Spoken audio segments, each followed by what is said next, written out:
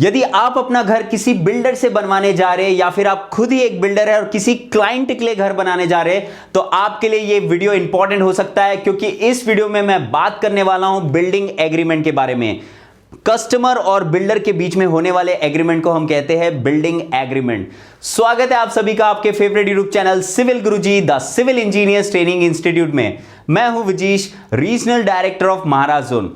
जैसे कि मैंने बताया आपको, बिल्डिंग एग्रीमेंट कितना ज्यादा इंपॉर्टेंट होता है, इसे कैसे बनाया जाता है, इस वीडियो में हम बात करने वाले हैं।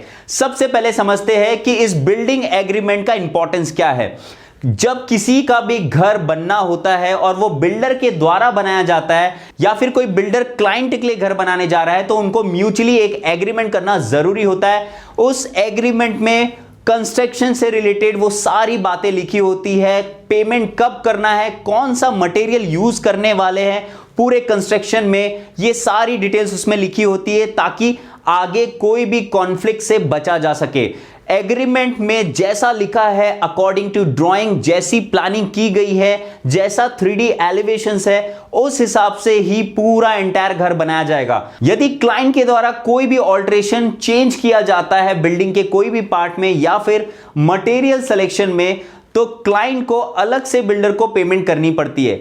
इसलिए यह एग्रीमेंट किया जाता है ताकि कोई भी कॉन्फ्लिक्ट से बचा जा सके। अब ये बिल्डिंग एग्रीमेंट में क्या क्या इंपॉर्टेंट चीजें होती है, क्या मेंशन करना इंपॉर्टेंट होता है, इसके बारे में अभी बात करने वाले। तो आइए स्टार्ट करते हैं। सबसे पहले सबसे फ्रंट पेज में होगा कंपनी का डिस्क्रिप्शन।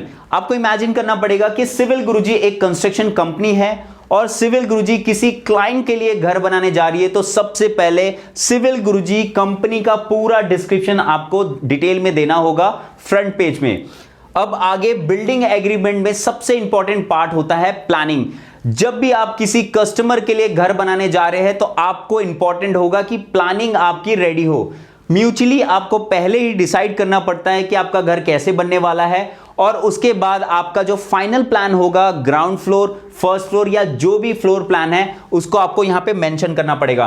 तो यहां पे आप देख पा रहे हैं ग्राउंड फ्लोर प्लान और आपको यहां पे एड्रेस मेंशन करना है कि कहां पे ये बनने जा रहा है। और उसके बाद आपको टोटल प्लॉट का एरिया, यहां पे प्लॉट का एरिया है 3500 square feet. Super built up area जो भी आपने कैलकुलेट किया है वो सारी चीज आपको यहां पे मेंशन करनी पड़ेगी। और उसी के साथ क्योंकि ये डुप्लेक्स बनने जा रहा है तो आपको ग्राउंड फ्लोर के साथ इसका फर्स्ट फ्लोर भी आपको शो करना होगा। तो यहां पे देखिए ये पूरा फर्स्ट फ्लोर का प्लानिंग आपको दिख रहा है। इस प्लान में प्रॉपर एवरीथिंग मेंशन किया जाना चाहिए, पूरे एरिया स्टेटमेंट, जिस भी प्रकार से आप क्लाइंट को चार्ज करने वाले हैं, मान लीजिए कारपेट एरिया के हिसाब से चार्ज करने वाले या सुपर बिल्टअप एरिया के हिसाब से चार्ज करने वाले, तो वो सारी चीज आपको यहां पे मेंशन करनी पड़ेगी वो एरिया, ताकि वो बाद में कैलकुलेट कर पाए और कोई भी दिक्कत ना हो।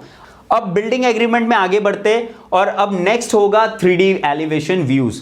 अब आपने प्लान तो बना लिया, लेकिन प्लान के बाद जो एलिवेशन में सारी चीजें मेंशन आपको करनी है कि क्या होगा, कैसे रेलिंग्स होगी, कैसे आपका फ्रंट दिखेगा, कैसे बैक साइड दिखेगा, क्या टेरेस का व्यू होगा, ये सारी चीज एग्जैक्टली आपको पूरा एग्जीक्यूट करवाना है। वो सारी चीज आपको यहां पे बनानी पड़ती है। देखिए 2D प्लान बनाने के लिए आप यूज करेंगे कौन सा सॉफ्टवेयर, अगर आपको पता है तो नीचे कमेंट बॉक्स में लिख सकते हैं कौन सा सॉफ्टवेयर आप यूज करेंगे 2D प्लानिंग के लिए। तो फिलहाल मैं बता देता हूं कि बेसिकली ज्यादातर हम यूज करते हैं ऑटोकैड सॉफ्टवेयर, और 3D व्यूज बनाने के लिए हमारे पास n नंबर ऑफ ऑप्शंस होते हैं, जैसे कि रेविट में आप बना सकते हैं, गूगल स्केचअप में बना सकते हैं, 3ds मैक्स में बना सकते हैं। ये सारे सॉफ्टवेयर आपके पास विकल्प में मौजूद है। 3D एलिवेशंस के बाद एक इंपॉर्टेंट स्टेटमेंट्स आपको प्रोवाइड करना जरूरी है, जो कि है लेवल ऑफ पेमेंट्स। तो आइए देखते हैं। सबसे पहले आपको हेडिंग्स आप देख पा रहे, details of the amount given by the landlord. Landlord मतलब क्लाइंट के द्वारा जो बिल्डर को पेमेंट करा जाएगा time to time during construction, शुरू में और लास्ट तक, जितने भी अमाउंट्स स्टेज बाय स्टेज जो पे करने वाले हैं उसके सारे डिटेल्स आपको मेंशन करना जरूरी है। अब यहां पे देखेंगे सीरियल नंबर, जॉब लेवल और लेवल ऑफ पेमेंट, ऐसे ही आपको शो करना है। इसी प्रोफार्मा से आपको शो करना है। सबसे पहले बुकिंग अमाउंट। देखिए जब भी आप घर बनाने जा रहे हैं तो पहले बुकिंग करनी पड़ती है आपको, तो बुकिंग अमाउंट कुछ परसेंटेज होता है टोटल का, तो यहां पे 0.5% के अप्रॉक्स, उससे भी कम में है ये। तो लेवल ऑफ पेमेंट में सबसे पहला आ जाएगा बुकिंग अमाउंट का पेमेंट। फिर यहां पे देखेंगे amount paid at the time of contract. बिल्कुल, अब जैसे ही आपने बुक करवा लिया और आपको सुनिश्चित हो गया कि अब मुझे ये घर बनाना ही है, तो एक एग्रीमेंट किया जाएगा। उस एग्रीमेंट को पढ़ के, ये जो एग्रीमेंट दिख रहा है, इस एग्रीमेंट को पढ़ के आपको सिग्नेचर करना है और उस टाइम पे आपको पे करना है 5 लाख रुपीस। अब देखिए यहां पे ध्यान से समझना है कि ये जो अमाउंट है ये कहां से लिया गया। पहली तो बात आपको समझनी पड़ेगी कि इसको एस्टिमेट किया गया है। इस प्लान को बनाने के बाद, इसका 3D एलिवेशन बनाने के बाद इसको एस्टिमेट किया गया है और इसका बजट कैलकुलेट किया गया है। एस्टिमेट से हम कैलकुलेट कर लेंगे बजट। तो यहां पे टोटल बजट आप देख पा रहे हैं 36 लाख के अप्रॉक्स जा रहा है यहां पे। लेकिन स्टेज में कैसे डिवाइड करेंगे ये सीखा जाता है बिलिंग के पार्ट में, कि बिल बनाना मतलब क्या, कि एक काम, एक प्रोसेस कंप्लीट होने के बाद कितना पेमेंट करना है, ये बिल बनाने के बाद आपको समझ में आता है। तो ये बिलिंग के पार्ट में आप सीख सकते हैं। आगे बढ़ते हैं।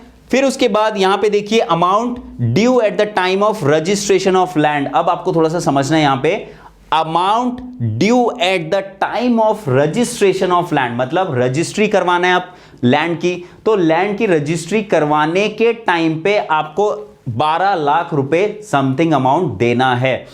लेकिन आपको एक इंपॉर्टेंट बात ध्यान रखनी है कि यहां पे जो लिखा हुआ है रजिस्ट्रेशन ऑफ लैंड, इसका मतलब यह है कि बिल्डर से उन्होंने लैंड भी परचेस किया है और वो घर भी बनवाने जा रहे हैं।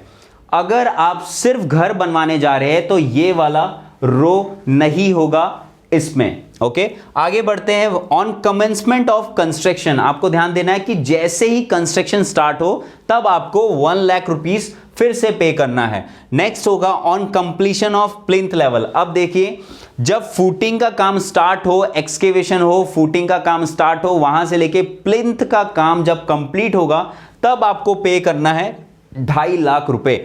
अब आगे बढ़ते हैं। On completion of ground floor lintel level, अब क्या होगा, स्टेज बाय पेमेंट आपको करना है। प्लिंथ लेवल तक कंप्लीट हो गया, उसके ऊपर लिंटल लेवल तक जब पहुंचे तब आपको पे करना है 1.5 लाख रुपए।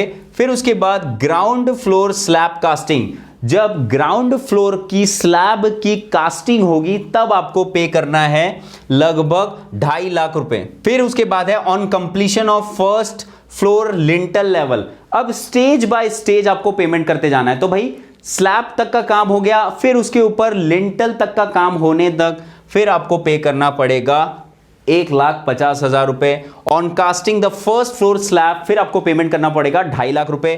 अब आपको अगला पेमेंट करना है when the inner plaster of the ground floor, कि जब आपका प्लास्टरिंग का काम चालू होगा इनर पोर्शन में, बिल्डिंग के अंदर में, तब आपको 1 लाख रुपीस पे करना है। फिर when the first floor plaster is inland, जब फर्स्ट फ्लोर का प्लास्टर होने जाएगा फिर आपको पे करना है। और उसके बाद आउटसाइड प्लास्टर के टाइम में भी आपको अमाउंट पे करना है 1,50,000 रुपए। तो ये सारी स्टेज बाय स्टेज पेमेंट आपको करना है। ये पूरा मेंशन रहेगा, आपको ध्यान रखना है एक एक बातों को। अगर आप क्लाइंट है तो आपको थोड़ा सतर्क रहना है कि कौन सा पेमेंट कब हो रहा है, कितना ड्यूरेशन है, ये सारी चीज आपको पूछनी पड़ेगी पहले ही। अब आगे बढ़ते हैं। व्हेन द टाइल्स वर्क, जब टाइल्स वर्क स्टार्ट होगा तब आपको पेमेंट करना है 1,50,000 रुपए। In case of Windows, doors, cupboards and kitchen work, ये सारे काम जब स्टार्ट होंगे तब आपको पे करना है 1 लाख रुपीस।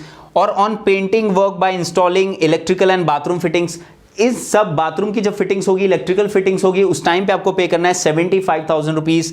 और उसके बाद before the building is completed आपको पे करना है 25,000 रुपीस। इस तरीके से आप लेवल ऑफ पेमेंट करते जाएंगे और पूरा ये पेमेंट आप एक टाइम पे आके कंप्लीट करेंगे। लेकिन आपको एक इंपॉर्टेंट बात ध्यान देनी है कि रजिस्ट्रेशन ऑफ लैंड के लिए इलेक्ट्रिसिटी, बोरिंग, ये सारी चीज के लिए भी आपको अलग से कॉस्ट लग रहा है, जो कि 2,20,000 रुपीज। तो ये सारी चीज लेवल ऑफ पेमेंट आपको ध्यान देना है कि कैसे कैसे कब कब होने वाला है। आगे बढ़ते हैं नेक्स्ट स्लाइड में। जैसे आप देख पा रहे हैं, अब आपको मेंशन करना है कुछ इंपॉर्टेंट कमेंट्स। तो यहां पे देखिए, super built up area refers to the area of entire roof. दूसरे पॉइंट पे चलते हैं। Additional work will be done only after 90% of the total expenditure in advance by making an estimate of the expenditure of for additional work. अब आपको एक important point यहां पे बताने जा रहा हूं कि जब भी आप ऑल्ट्रेशन करने वाले हैं या फिर कुछ एड ऑन करके कुछ काम करवाना चाहते हैं बिल्डर से, तो आपको एक्स्ट्रा पेमेंट करना पड़ेगा और वो पेमेंट कम से कम 90% का एडवांस में पेमेंट करना पड़ेगा, जितना भी काम आप करवाना चाहते हैं। फिर उसके बाद में ये काम को आगे बढ़ाया जाएगा, इस एग्रीमेंट में लिखा हुआ है। ओके, आगे बढ़ते हैं। The work will be stopped if the amount of work remains incomplete till the prescribed level and will be started as soon as the amount is paid। आपको ध्यान रखना है यहां पे एक एग्रीमेंट का सबसे इंपॉर्टेंट डील यही होता है कि जब भी आपने पैसे रोक दिए तो काम भी रुक जाता है, वहां से आपका कॉस्ट ऑफ कंस्ट्रक्शन बढ़ जाता है। इसलिए आपको ध्यान देना है कि टाइम टू टाइम आपको पेमेंट करना है ताकि काम ना रुके। आगे बढ़ते, नेक्स्ट है, if the payment is delayed for more than 15 days due to any reason, interest at the rate of 18% per annum will be bailable. तो यहां पे बहुत इंपॉर्टेंट पॉइंट है, आपको ध्यान रखना है कि अगर आपने लेट पेमेंट किया तो आपको वो लेट पेमेंट का एक फाइन पे करना पड़ेगा, वो भी रेट ऑफ इंटरेस्ट के साथ, जो कि है 18%।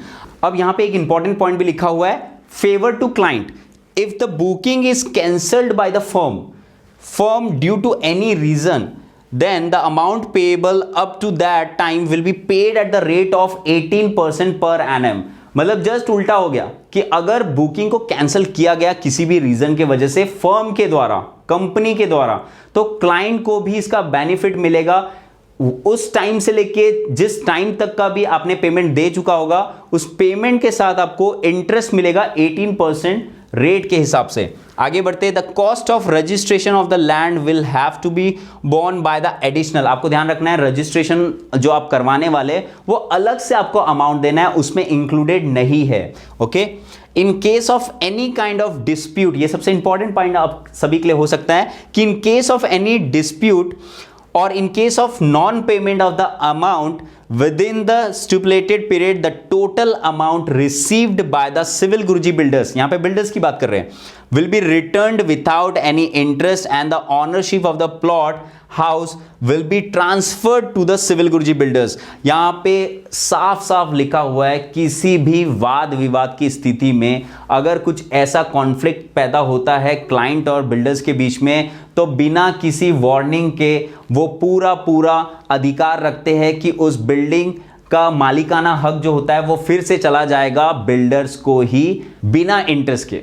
तो आपको ध्यान देना है ये सारी चीजें ना हो। ओके, तो ये सारे जो कमेंट्स है एक इंपॉर्टेंट कमेंट्स थे। और इसके बाद आपको बिल्डिंग एग्रीमेंट में काफी कुछ सीखना है, जैसे कि जॉब डिस्क्रिप्शंस, कि क्या कंक्रीट का मिक्स होगा, कितना एक्सकेवेशन होने वाला है, क्या क्या मटेरियल यूज किया जाएगा, ये सारे डिटेल्स आपको मेंशन करने पड़ते हैं जॉब डिस्क्रिप्शन में। लेकिन हम ये देखेंगे अगले वीडियो में। आपको ध्यान देना है कि बिल्डिंग एग्रीमेंट का पार्ट मैंने 2 वीडियो में रखा है, ये है आपका पार्ट 1 और पार्ट 2 जो लॉन्च होने वाला है वो आज शाम 7 बजे आपको मिलेगा।